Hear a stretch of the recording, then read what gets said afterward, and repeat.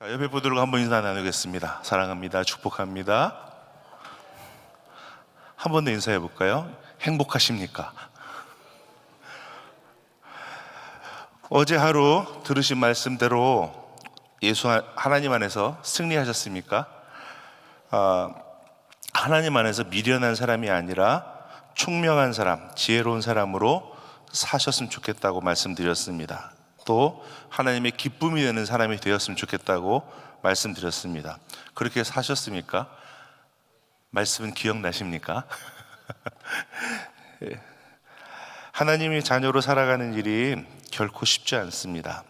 게다가 잠언이나 우리 성경 말씀에서 요청하는 의인으로 또 총명한 지혜 있는 사람, 하나님이 기뻐하시는 사람으로 이 땅을 정말 애쓰면서 살아가는 일은 더더욱 쉽지 않습니다.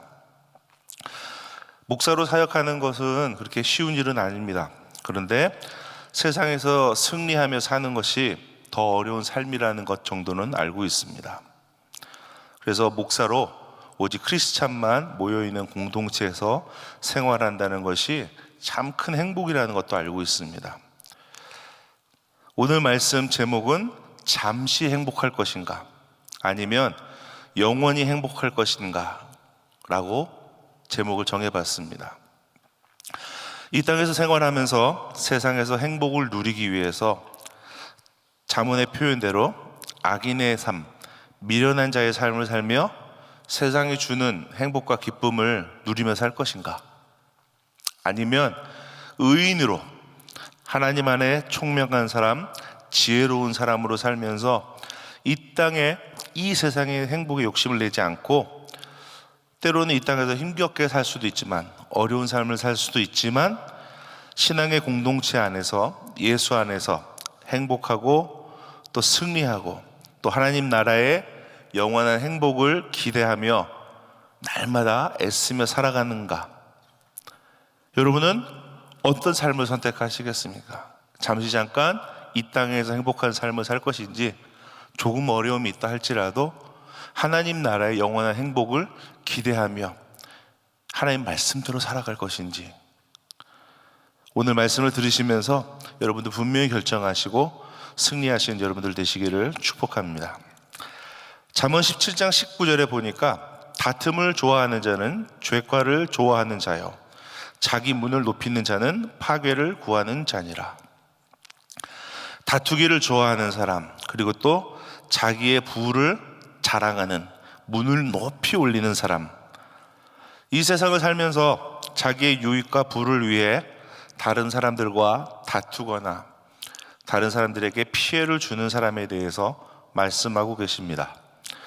이 땅에서의 부를 쌓고 명예를 쌓고 남보다 내가 높아지기를 원하는 그 사람은 이 땅에서 잠시 행복하고 또 부자로 풍요한 사람으로 살 수 있을지 모르겠지만 누가복음 18장 22절 23절 말씀처럼 예수께서 이 말을 들으시고 이르시되 내가 오히려 한 가지 부족한 것이 있으니 내게 있는 것을 다 팔아 가난한 자들을 나눠주라. 그리하면 하늘에서 보화가 내게 있으리라. 그리고 와서 나를 좇으라 하시니 세상의 복을 욕심내지 말고 하나님 나라의 복에 관심을 가져라 했더니 그 사람이 뭐라 그랬어요?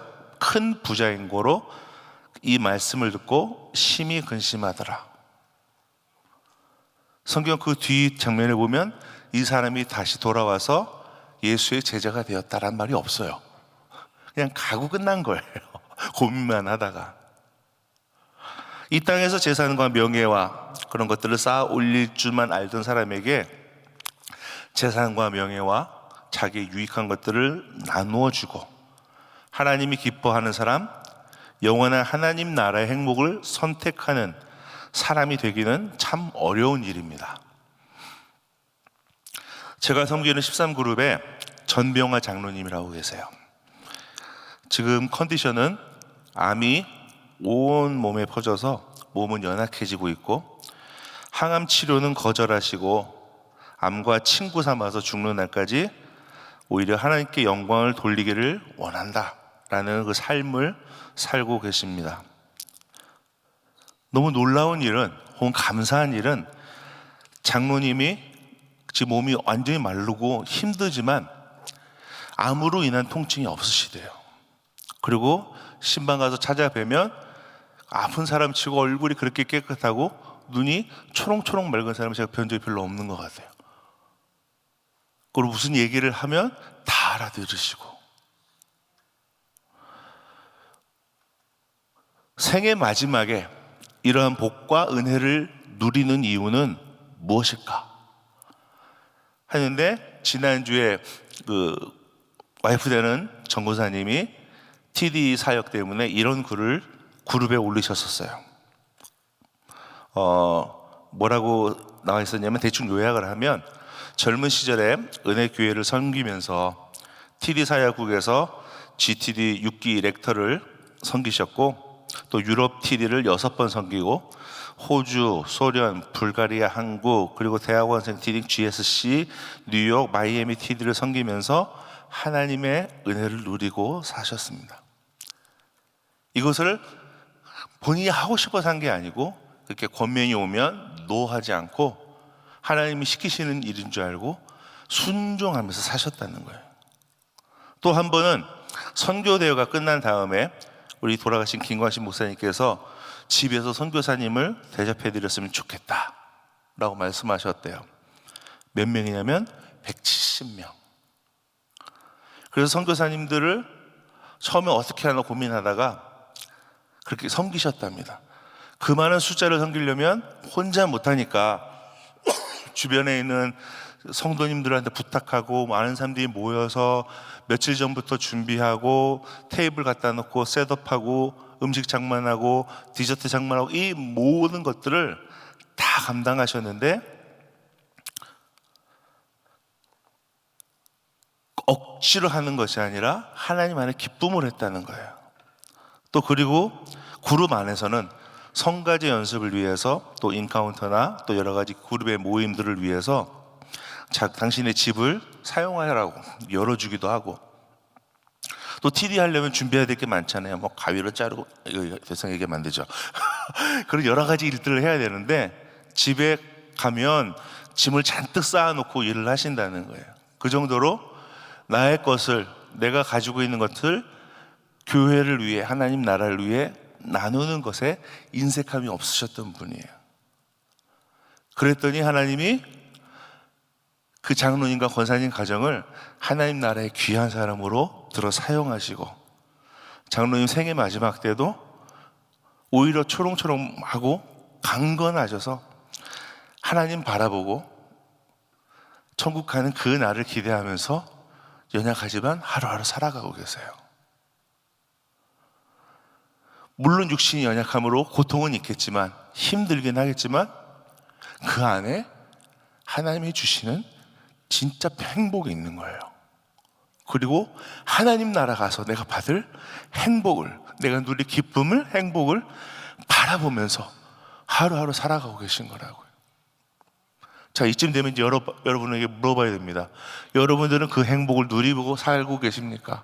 그 행복을 위해서 나의 것을 나누고, 내가 사랑하는 것이라고, 세상 사람들이 이건 중요한 것이라고 생각했던 그 모든 것들을 나누고 거저주는 그러한 삶을 살고 계십니까? 대답해 보세요. 대답해 보시라고요. 쉽게 아멘하기 어렵죠. 그러나 그 안에 행복이 있습니다. 내 것을 조금이라도 더 나누시기 바랍니다. 나에게 있는 기쁨들을 성도들과 나누시기 바랍니다. 조금 더 얘기하면, 우리 전 장로님은 산부인과 의사예요. 그래서 스페셜한 의사라서 여러 가지 이유로, 심지어는 아프신 그 동안에도 힘들다 그러면 병원에서 차를 보내가지고 직접 모시고 갈 정도로 그렇게 명예와 실력을 인정받은 분이에요. 만약에 제가 그런 입장이 되고 그만큼 여유가 있는 사람이면 교회에서 뭐라고 하든 말든 바쁘다는 핑계로 거절하거나 물릴 수 있을 텐데 그러지 않으셨어요. 오히려 교회 오시면 그 특유의 이렇게 잔잔한 웃음으로 웃어주시고, 제가 그룹에 가서 보니까 젊은 성도들한테 그렇게 웃음으로 대하니까 젊은 성도들 입장에서는 참 의지하고 존경할 만한 장로님으로 보이는 거예요. 내가 그런 사람이 됐으면 좋겠는데 뭘 나눠야 그런 사람이 되는 거죠. 그렇죠? 여러분들, 나누는, 그러므로 하나님 나라의 상급을 쌓고 하나님 기뻐하시는, 하나님의 은혜가 넘치는 여러분들 되시기를 주님의 이름으로 축복합니다. 또 우리 장로님을 위해 기도해 주시기를 부탁드립니다. 또 이어지는 말씀 21절에 보니까 미련한 자를 낳는 자는 근심을 당하나니 미련한 자의 아비는 낙이 없느니라. 자, 미련한 사람은 누굽니까? 세상에서 따지자면 지혜 없는 사람, 바보, 멍청이 뭐 이런 단어를 쓰지만 하나님 나라에서, 교회에서 미련한 사람이라는 것은 하나님이 살아계심을 깨닫지 못하고 아직도 미련하게 세상의 낙을 찾아다니는 그런 사람이에요. 그런 사람도 물론 어려움이 있겠지만 그런 사람의 부모는 또 얼마나 마음이 아프겠습니까? 잠깐의 세상의 행복을 누리는 미련한 인생도 문제입니다만 그런 자녀 때문에 근심하는 부모도 참 어려운 문제입니다. 행복하지 못하고 삶 가운데 근심과 걱정만 있고 망하려면 혼자 망하지 왜 부모는 무슨 잘못이 있다고 부모에게까지 그런 영향을 끼치는가? 신앙생활하면서 제일 부러운 것 중에 하나는 자식 잘 키워놓은 집안입니다. 뭐 부러우면 지는 거라고 말하는데 부러운 건 어쩔 수 없습니다. 예수 잘 믿고 신앙생활 열심히 했더니 우리 아이가 공부도 잘하고 똑똑하고 좋은 학교에 갔다, 좋은 회사 갔다, 좋은 사람 만나서 결혼한다, 좋은 직장이다, 사돈 될 집안도 좋더라. 이런 말을 들으면 솔직하게 말해서 마음이 좀 상하는 건 있어요. 그리고 아쉬운 것도 있고 여러 가지 마음이 이 마음속에 들어옵니다. 그래서 보면 어떤 분들은 그 일로 참 한숨을 쉬는 분들도 봅니다. 왜냐하면 나도 예수 잘 믿었는데 열심히 신앙생활하고 하나님 앞에 헌신했는데 우리 애들은 왜 이 모양 이 꼴이지? 하면서 실망하고 정말 큰 문제가 있는 분들은 어느 날부터가 교회에 보이지 않고 신앙생활에서 멀어지는 분들을 우리는 만나기도 합니다. 그러나 꽃이 피는 시기가 서로 다르듯이 하나님께서 그 자녀를 언젠가 하나님께서 붙드시고 하나님의 사람으로 세워주시고 그의 인생이 꽃피는 날을 만들어 주실지도 모릅니다. 그런데 우리는 쉽게 기도하는 것을 멈추고 하나님 앞에 부르짖는 것을 멈추고 그 아이를 바라보며 소망을 갖는 것을 멈춰요.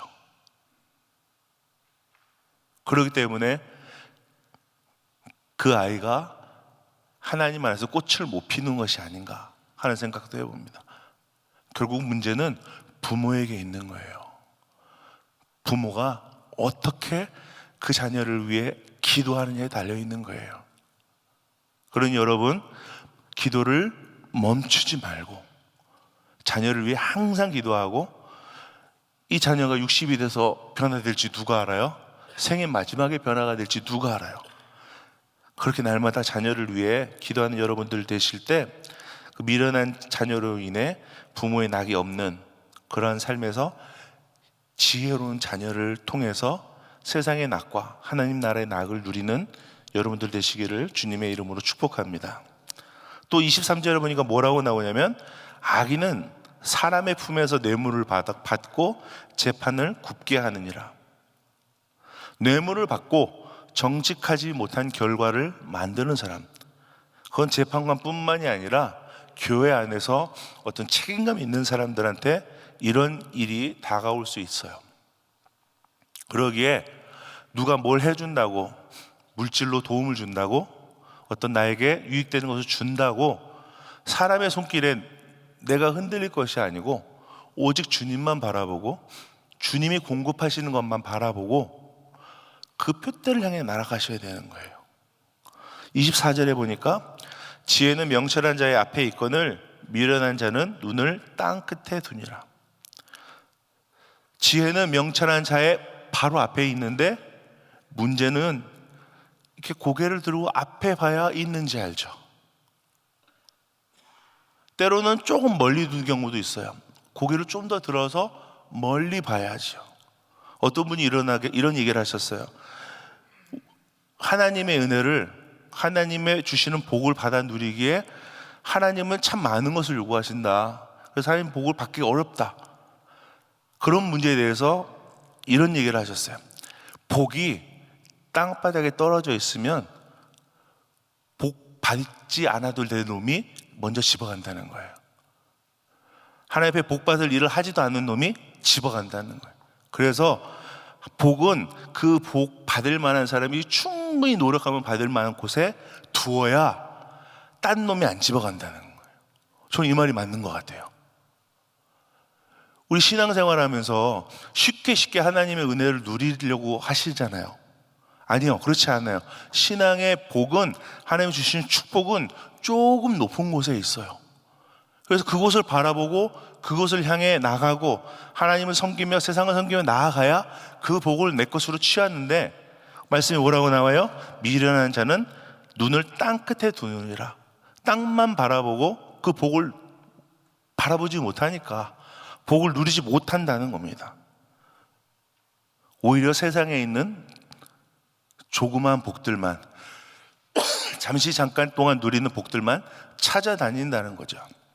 그래서 우리 눈을 땅바닥에 둘 것이 아니라 세상에 있는 적은 복에, 세상에 있는 짧은 시간의 복에, 행복에 우리 마음을 쏟을 것이 아니라 눈을 높이 들고 하나님 나라의 복을 바라보며 사는 여러분들 되시기를 주님의 이름으로 축복합니다.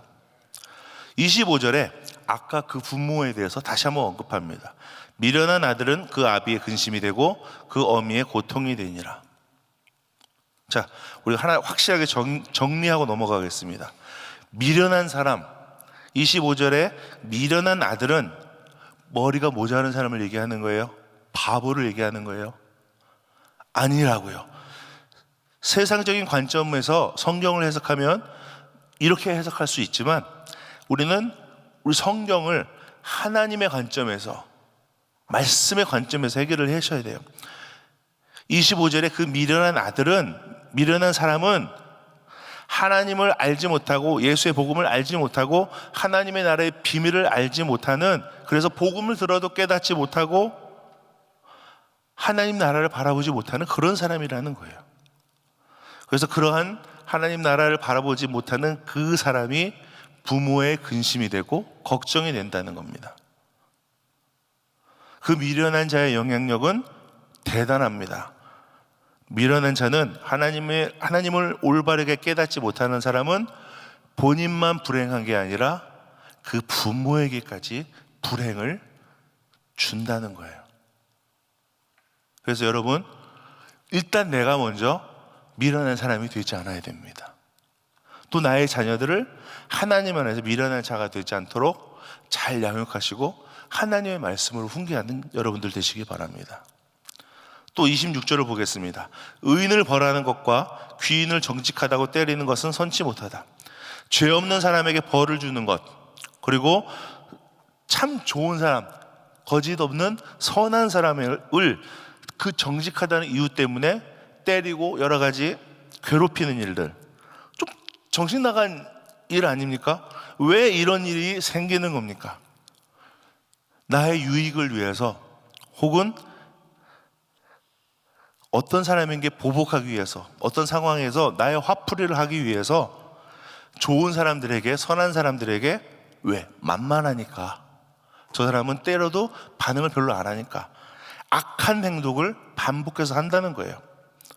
이 또한 이 땅에서 짧은 시간 사는 동안에 내가 얻을 유익 때문에, 내가 얻을 만족 때문에, 내가 얻을 행복 때문에 남을 괴롭히고 나의 불행을 남에게 전가시키는 거예요.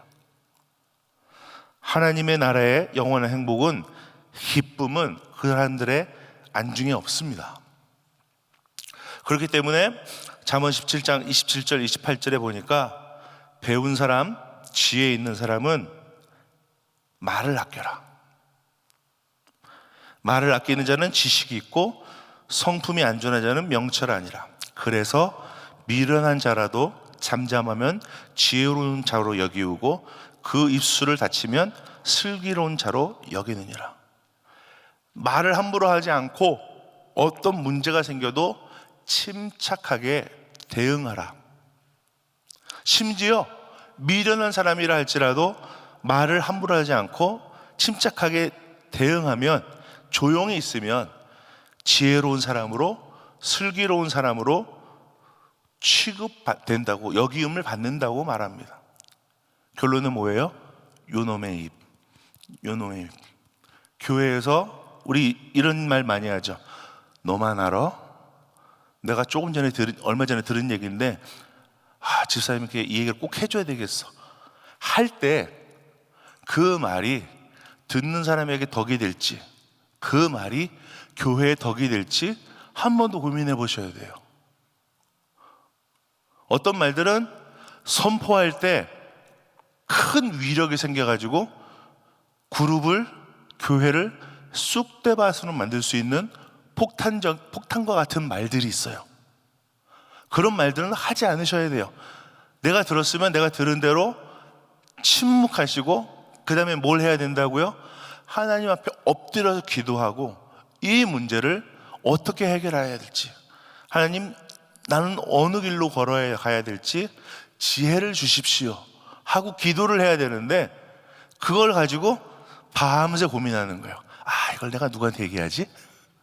어떤 사람한테 얘기해야 내 속이 시원하지? 하고 남에게 얘기하면서 이 또한 나에게 있던 그 말의 무게를 남에게 떠넘겨 버리는 거예요. 교회 안에서 다툼이나 분열이나 이런 모든 어려운 일이 생길 때 무엇 때문에 생길까? 첫째, 사람과 간의 싸움. 둘째, 돈. 셋째, 사역. 넷째, 말. 뭐라고 생각하세요? 말이나 이런 어떤 자기 입 말한 거에 실수로 큰 문제가 생긴 거는 사실 큰 문제가 안 돼요. 왜냐하면 서로가 이게 좀 저 사람이 큰 실수를 했구나 하고 덮어주고 위로해주고 격려해 주는데, 반대로 조그만 사건들, 조그만 말의 실수들이 하나씩 쌓이면 그것 때문에 다툼이 생기고 서로가 미워져요. 어째 또 저러네? 저 왜 자꾸 저런 말을 하지? 그만했으면 좋겠는데 또 저러네? 이러다가 그 사람과의 사이가 멀어지고 어려움들이 생기는 것을 참 많이 봤어요. 그러니 여러분 어떻게 하셔야 된다고요? 감당하기 어려운 혹은 무거운 이야기를 듣거나 어떤 뭔가 사실을 알았을 때 말하지 말고 오늘 말씀대로 말을 아끼는, 입을 닫고 하나님이 어떤 길을 원하시는지, 무엇을 원하는지 기도하며 바라보는 사람, 그런 사람이 하나님 안에 지혜로운 사람입니다. 여러분들도 그렇게 덕이 되는 하나님의 사람이 되시기를 축복합니다. 자, 마지막 22절 앞으로 돌아가서 22절을 오늘 한 절의 말씀으로 받은 22절을 나누겠습니다. 마음의 즐거움은 양약이라도 심령의 근심은, 마음의 근심은 뼈를 마르게 한다. 마음의 즐거움과 또 그 마음속에 있는 근심은 어디서 옵니까? 많은 사람들이 돈 때문이라고 그러고, 돈이 많으면 즐겁고 돈이 없으면 근심이 오고, 건강하면 즐겁고 건강하지 못하면 근심이 오고, 이런 식으로 세상의 것들, 육신적인 것들 때문에 마음의 즐거움과 마음의 근심이 왔다 갔다 하더라고요. 물론 그게 필요 없는 것도 아니고 정말 중요한 부분이긴 합니다만, 그것들이 1번, 2번, 3번이 돼서는 안 돼요. 항상 1번은 뭐가 되냐면 심령의 즐거움을 예수를 믿는 그 즐거움이 되어야 돼요. 그래서 예수를 믿고 신앙생활하면서 심령의 마음의 즐거움을 찾고, 예수를 믿는 생활에서 멀어질 때 마음의 근심이 쌓여야 돼요. 오늘 말씀 제목이 다시 한번 말씀드리지만, 잠깐 행복할 것인가 아니면 영원히 행복할 것인가. 아까 2, 3, 4번으로 삼아야 되는 세상의 문제들이 내 중심에 있으면 잠시 행복할지 몰라도 하나님 나라의 행복을 놓치고 사는 거예요. 그러나 내 심령의 1번이 하나님이 되고 예수를 믿고 사는 삶, 하나님의 복음을 땅끝까지 전하는 삶, 성도들에게 기쁨을 나누고 같이 동역하며 하나님의 은혜를 나누는 삶이 내 삶의 1번이 되면 세상의 잠시 잠깐의 행복은 혹시 놓칠지 모르지만 하나님 나라의 행복이 내 심령 속에 쌓여가는 겁니다. 그러나 문제가 있습니다. 예수를 믿기로 작정했다고 갑자기 기쁨이 막 찾아오고 하루하루가 저절로 행복해지지 않아요. 날마다 기도하고 말씀 읽고 신앙으로 하나님 앞에 점점 나아갈 때 그 행복이 날마다 더 큰 기쁨으로 우리 삶에 찾아온단 말이에요. 그러니 아까 기도를 멈추지 말라는 말씀처럼 우리 신앙생활에 날마다 성장할 수 있도록 멈추지 말고 주님 앞에 날마다 나아갈 때 우리 삶 가운데 행복이 흘러 넘치는 줄로 믿습니다. 그렇게 살아갈 때 나를 이 땅에 태어날 수 있도록 창조해 주시고, 이 세상 살다가 하나님 나라 갈 수 있도록 구원해 주시고, 내가 아플 때, 어려운 문제가 있을 때 나의 상한 몸과 마음을 치료해 주시고, 내가 사망의 골짜기에서 헤매고 있을 때 나의 목자가 되셔서 나를 이끌어 주시는 그 하나님이 지금 내 안에 계시고 영영토록 내 안에 계셔서 나의 삶의 행복을 주시고 하나님 나라의 행복을 바라보게 해 주시는 줄로 믿습니다. 그렇게 날마다 주님 앞에 나가는 여러분들 되시기를 축복합니다. 우리 잠깐 기도하겠습니다. 하나님, 우리는 이 땅을 살면서 이 땅의 행복만, 이 땅의 유익만, 이 땅의 복만을 찾아다니는 어리석은 인생일 수도 있습니다.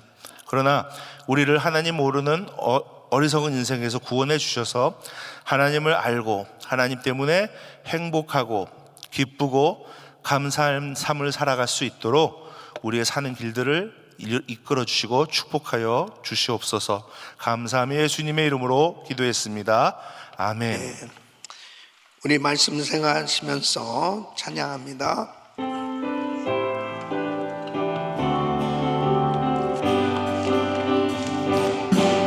기뻐하며 함께 노래 부르리, 소리 높여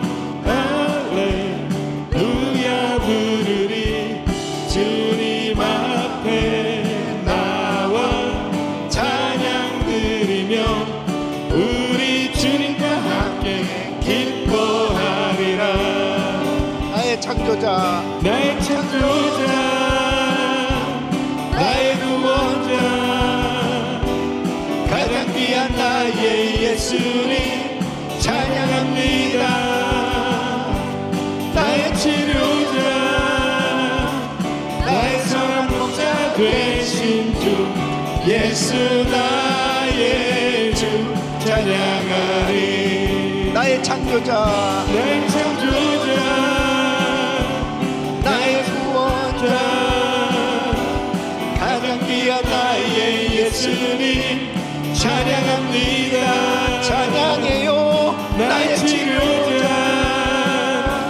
나의 선한 목자 되신 주 예수 나의 주 찬양하리.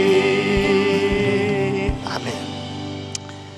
하나님께서 기뻐하시는 지혜로운 삶이 되시기를 축복합니다. 우리가 지금 잠언을 이 17장까지 이렇게 묵상하면서 계속 반복되어지는 내용이 있어요. 계속 반복되어지는 단어들이 있고요. 지혜로운 자와 미련한 자, 지혜로운 삶과 미련한 삶을 대조하면서 이 말, 마음, 인간관계라고 하는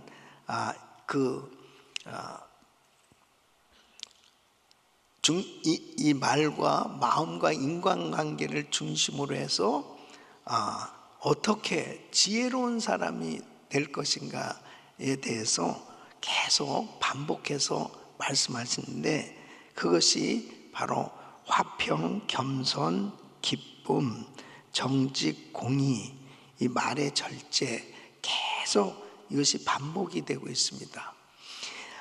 특별히 이 하나님께서 우리에게 정말 행복을 주시기를 원하시고 정말 이 건강한 삶이 되어지길 원하는 것이 그 하나님의 뜻인데, 지혜로운 사람은 결국 이 마음을 잘 지키는 사람이다.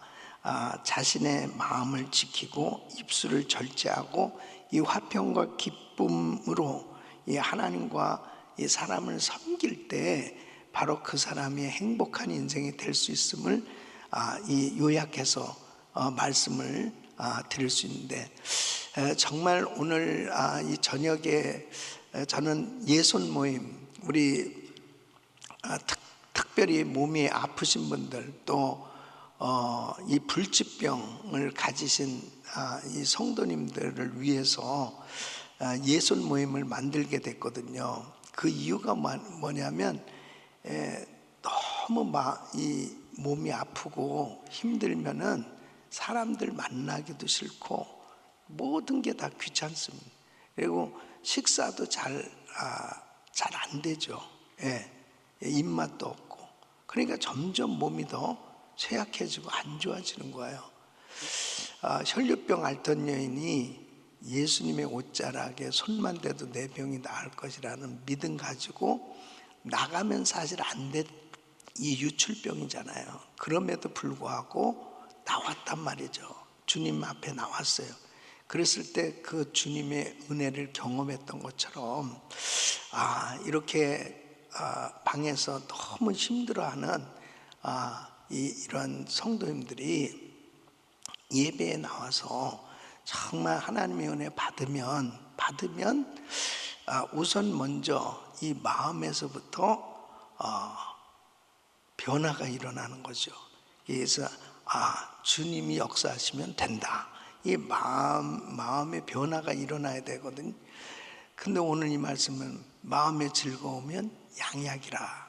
양약이라고, 양 치료하시는 이 약이라면 치료하는 약. 그 마음과 밀접한 관계가 있어요. 성경은 이것을 말씀하고 있습니다.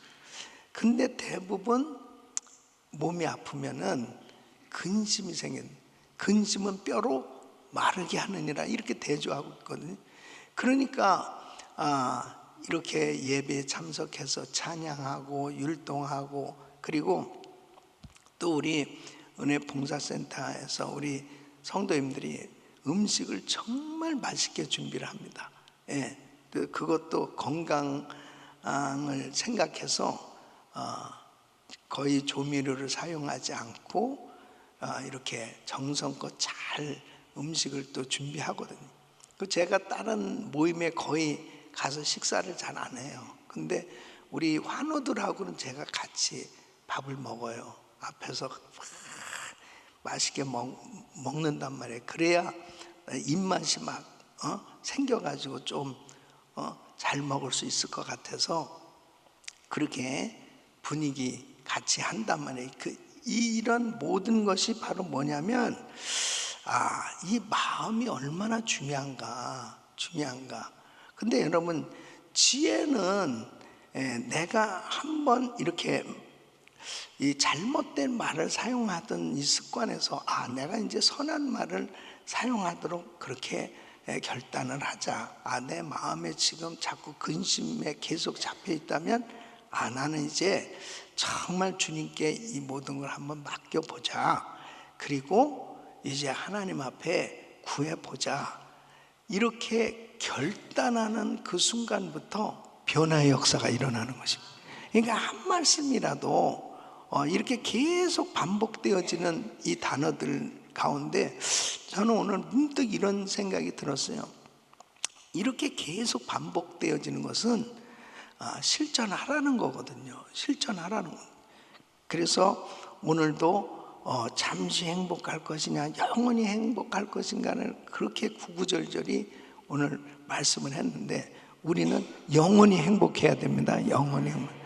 그러기 위해서 오늘 이 말씀 붙들고 하나라도 실천하고, 또 우리 환우들은 여러분 위해서 이 예손 모임 만드는 거니까 의사한테도 가면서 말이에요.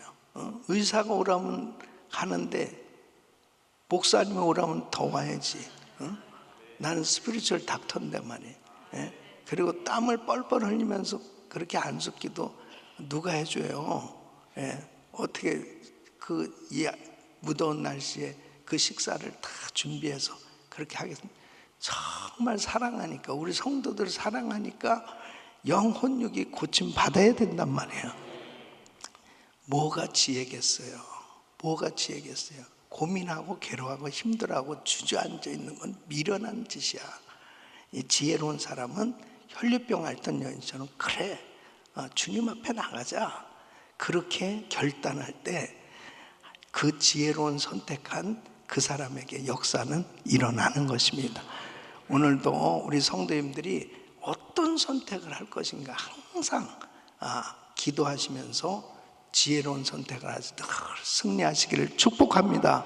두 손을 가슴에 모시고 몸이 아픈 분들 아픈 곳에 손 얹으세요. 거룩하신 아버지 하나님, 주님께서 은혜를 주셔서 아버지 하나님 매일 새벽마다 이 잠언을 묵상하면서 많은 교훈들을 받고 있습니다.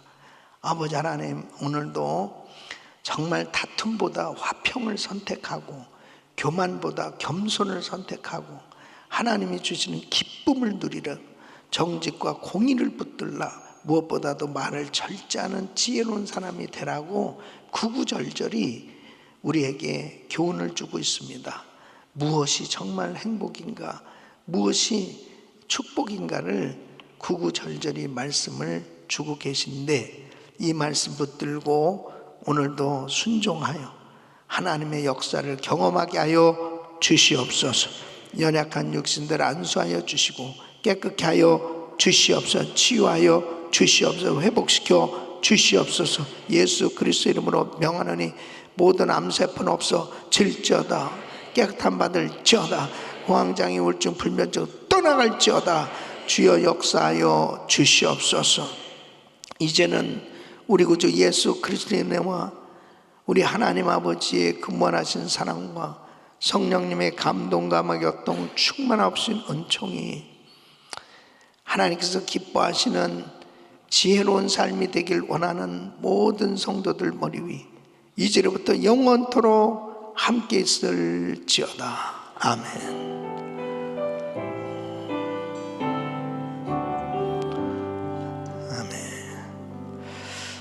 이제 그레이스 타임 기도 제목 가지고 우리 같이 기도하십니다. 담임 목사님 가정과 사역을 위해서 계속 기도해 주시고, 오늘 오전에는 여수와 중보기도 모임이 있죠. 늘 중보기도 팀들이 정말 이 목요일 오전에 모여서 기도하는데, 기도할 제목들이 참 많이 있습니다. 계속 그 중보기도 해주시길 바라고, 저녁에 예손 모임 말씀드린 대로 정말 꼭 치료 받아야 될 병을 가지고 계신 분들은 다 나오시길 바라고요. 그 다음에 오늘 부서는 예배 음악국 권상우 목사님, 그리고 국장 황규아 장로님, 또 부원들 위해서 축복하며 기도해 주시길 바랍니다.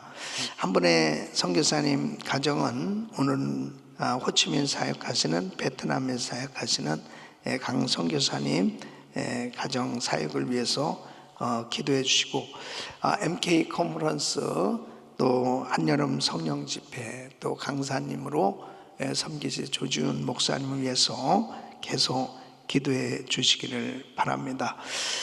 우리 주여 부르짖고 간절히 기도하십니다. 주여